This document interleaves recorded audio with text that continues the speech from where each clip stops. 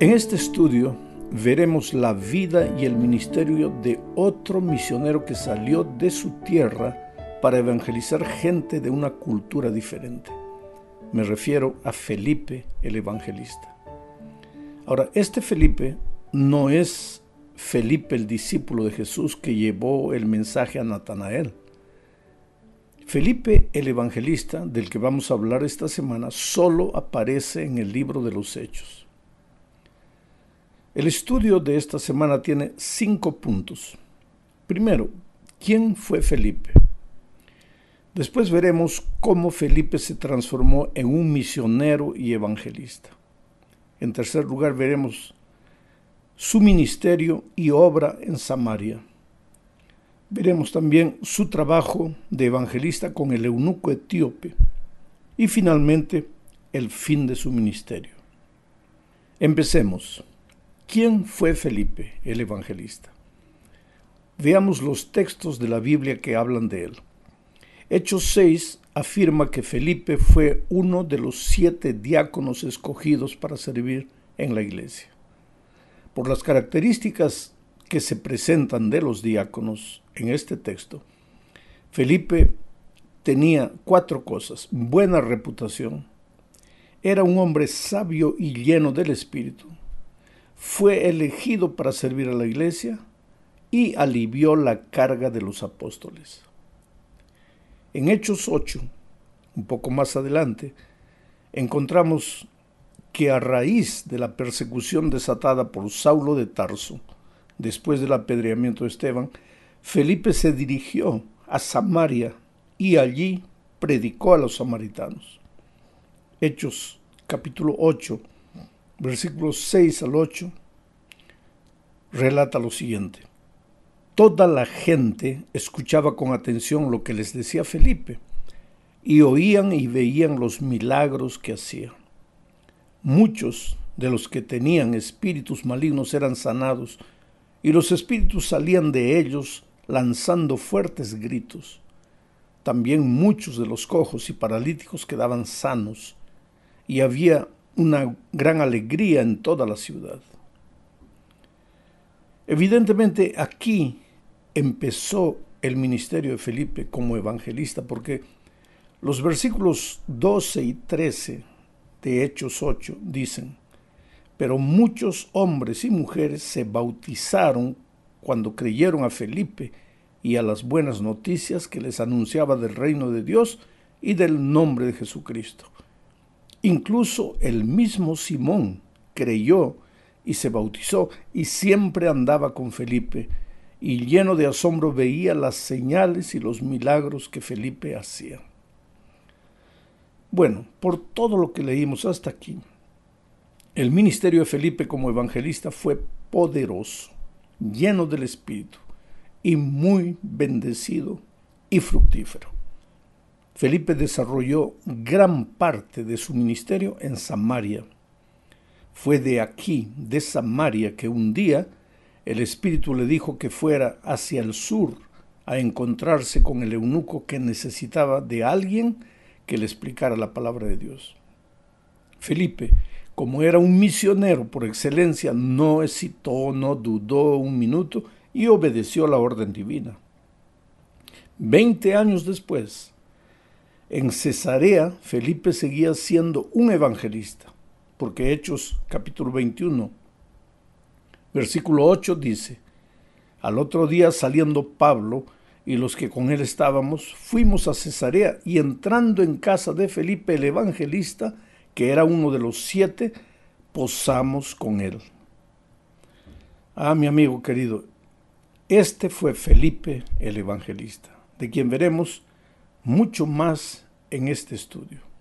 Un diácono, un siervo de Dios, un hombre consagrado, un hombre sabio, pero que tenía en su sangre el fuego del evangelismo. Y no solamente para el lugar donde él vivía, sino que cuando recibió el llamado para salir como misionero a tierra extraña, él obedeció. Vamos a la segunda parte del estudio.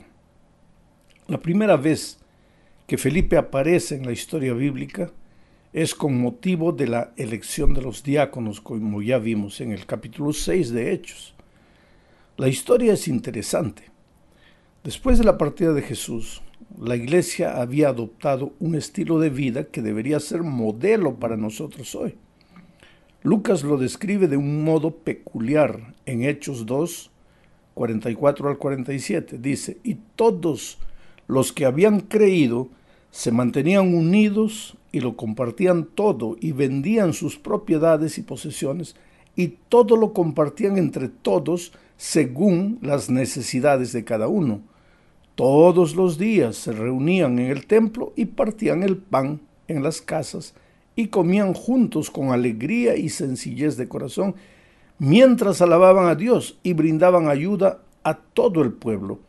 Y cada día el Señor añadía a la iglesia a los que habían de ser salvos. Qué manera, querido, extraordinaria de vivir.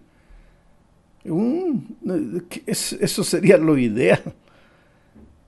Y no era solo una manera de vivir, sino también un modo maravilloso de cumplir la misión. Ellos vivían sin egoísmo, unidos en Cristo, participando de la vida de la iglesia. Y el texto dice, y cada día el Señor añadía a la iglesia a los que habían de ser salvos. Quiere decir, los bautismos eran resultado de un estilo de vida de la iglesia y no de estrategias humanas. La iglesia reflejaba el carácter de Jesucristo y las personas eran atraídas y bautizadas. Pero entonces apareció un problema que es propio del crecimiento. La iglesia empezó a crecer y empezaron los problemas sociales y de relacionamiento personal. Los conversos griegos, por ejemplo, empezaron a quejarse de que las viudas griegas no eran tan bien atendidas como las viudas judías. Esto llevó a los apóstoles a reunirse y a nombrar a los diáconos.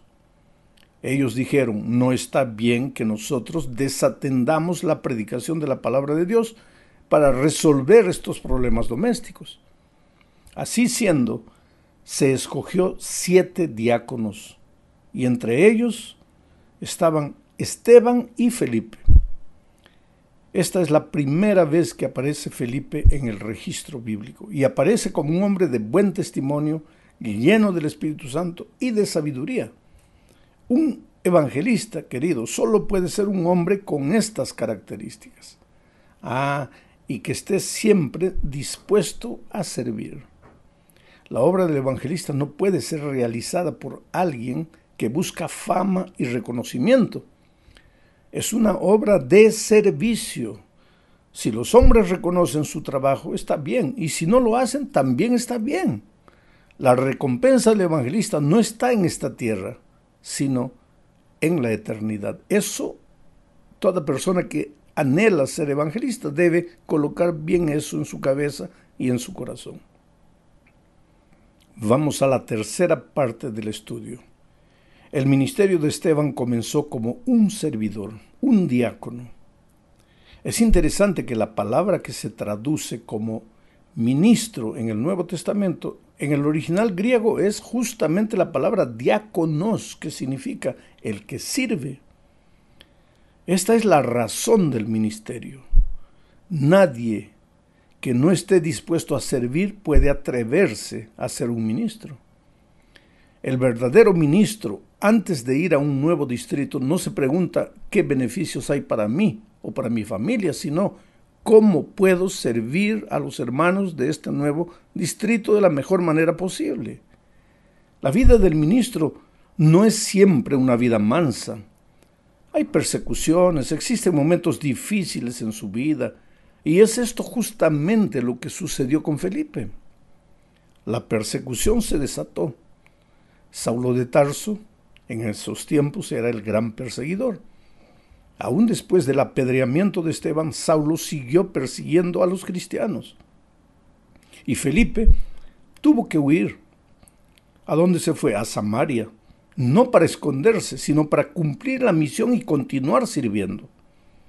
Lo interesante de todo esto es que Samaria era un territorio a donde los judíos jamás irían de buena gana.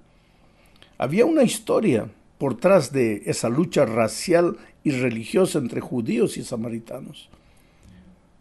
Esta lucha empezó cuando el pueblo de Dios fue llevado cautivo por el ejército sirio. Muchos de los cautivos se quedaron en el territorio de Samaria, fueron dejados para atrás, se quedaron allí y con el tiempo se casaron con sirios y los descendientes eran mitad judíos y mitad sirios. La religión de ellos también se volvió una mezcla de ambas religiones. Al mismo tiempo que adoraban a Jehová, adoraban a los dioses paganos y aceptaron eso como algo normal. Años más tarde, cuando el pueblo de Israel fue autorizado por el rey Darío a regresar a Jerusalén y reconstruir el templo, los samaritanos, que todavía se consideraban judíos, quisieron ayudar en la reconstrucción del templo, pero no se les permitió. A partir de entonces, se volvieron enemigos abiertos e hicieron todo lo que pudieron para interrumpir la reconstrucción del templo. Pero mira cómo son las cosas. Al venir la persecución, Felipe se dirige a Samaria con un propósito. Él deseaba llevarles a los samaritanos las buenas nuevas del Evangelio de Jesucristo. Y tuvo un ministerio fructífero en Samaria. El capítulo 8 de los Hechos describe el éxito del ministerio de Felipe en Samaria. Lee el capítulo 8 cuando tengas tiempo. Toda la gente le oía. Él expulsaba demonios y muchos se bautizaban. La iglesia empezó a crecer en Samaria de tal modo que la iglesia de Jerusalén, al oír las noticias del crecimiento en Samaria, envió a Pedro y Juan a ver y comprobar si todo lo que las noticias que llegaban de Samaria eran verdad. Y era verdad, la obra estaba creciendo gracias al ministerio del evangelista Felipe.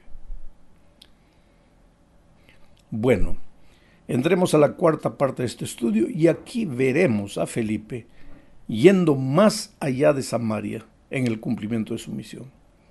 Lo hizo en obediencia a la orden divina que le llegó a través de un ángel. Había empezado a servir en Jerusalén. Recuerda un poco la trayectoria. Había empezado a servir en Jerusalén. Después se había ido a Samaria a hacer una obra de evangelismo. Y ahora Dios lo enviaba hasta lo último de la tierra, o sea, lo dirigía a la tierra de un etíope. Aquel etíope es el símbolo de tanta gente que no conoce a Dios, pero que lo busca sin cesar. Ya dijimos en una lección anterior, hay mucha gente en el mundo que está buscando a Dios y ni siquiera sabe. Gente que lee la Biblia a veces buscando entenderla y no lo logra. Dios conoce a esas personas y usará a sus siervos para ayudarlas en la comprensión de las Escrituras. Bueno, cuando Felipe recibió la orden a través del ángel, encontró al eunuco leyendo el capítulo 53 de Isaías. Ahora percibe la manera sutil de aproximarse y comenzar la conversación. No entró a la confrontación. No empezó diciéndole que él estaba equivocado y que él ahora, Felipe, había venido a enseñarle la verdad. Simplemente le hizo una pregunta. ¿Entiendes lo que lees? ¡Qué sabiduría! Empezó casi bromeando y le dio resultado. El resto del viaje fue una conversación en torno de Jesucristo. El Cordero de Dios que quita el pecado del mundo fue el centro del tema de ellos. Sin embargo, hablar de Jesús no significa limitarse a la persona de Jesucristo, sino también a sus enseñanzas, que podemos llamarle doctrinas. Así, Felipe estudió toda la Escritura con el etíope, inclusive el tema del bautismo. Sí, porque al llegar a un lugar donde había agua, el eunuco le preguntó, aquí hay agua, ¿qué impide que yo sea bautizado? Y ambos descendieron a las aguas y Felipe lo bautizó. Este puede haber sido el inicio de la iglesia cristiana entre los etíopes, porque después del bautismo, el Espíritu arrebató a Felipe y el eunuco volvió a su tierra llevando las buenas nuevas del Evangelio. ¿Y qué pasó con Felipe? Bueno, esta es la última parte del estudio de esta semana. El registro sagrado dice en Hechos capítulo 8, versículo 40, lo siguiente: mientras tanto, Felipe se encontró en Azoto y allí anunció el Evangelio en todas las ciudades hasta que llegó a Cesarea. Percibe esta expresión, mientras tanto. Quiere decir, ocurrió después del bautismo del etíope. El Espíritu arrebató a Felipe, pero esta expresión, el Espíritu arrebató a Felipe, es discutida por los eruditos. Hay quienes piensan que Felipe desapareció súbitamente. Otros piensan que lo que el texto bíblico dice es que Felipe fue guiado por el Espíritu. Bueno, si fue lo uno o lo otro, poco importa. Lo que realmente interesa es saber que la vida de Felipe fue una vida controlada por el Espíritu. Así, Felipe se encontró en Azoto, dice el texto bíblico, y allí anunció el Evangelio en todas las ciudades hasta que llegó a Cesarea. ¿Te das cuenta la labor evangelística de Felipe en todas las ciudades por donde pasa hasta llegar a Cesarea? Pues así son los evangelistas. Por donde van pasando, van sembrando el Evangelio. Ahora, 20 años después, lo encontramos en Cesarea. Lucas, relatando uno de sus viajes con Pablo, dice en Hechos 21, 8 y 9 lo siguiente: al día siguiente salimos y nos dirigimos a Cesarea. Allí nos hospedamos en casa de Felipe el evangelista, que era uno de los 7 y que tenía 4 hijas doncellas que profetizaban.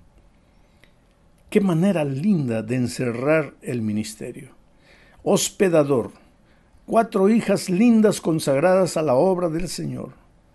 Aquellas hijas tendrían todas las razones del mundo para decir que su padre se había dedicado tanto a la iglesia que se había olvidado de ellas y que por eso estaban fuera de la iglesia, pero no. Ellas estaban firmes en la esperanza que habían conocido desde que habían sido niñas.